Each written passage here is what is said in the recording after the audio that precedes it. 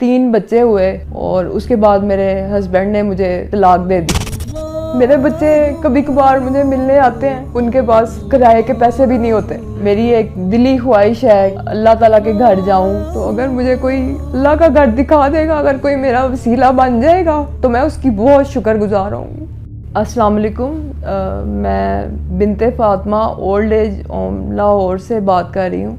मैं 10 महीने की थी तो मेरी माँ की डेथ हो गई। मेरी फूफो ने मुझे अडॉप्ट कर लिया। उन्होंने ही मेरी शादी की। मेरा शौहर कोई अच्छा इंसान नहीं था, वो बहुत ज़्यादा मारता था मुझे।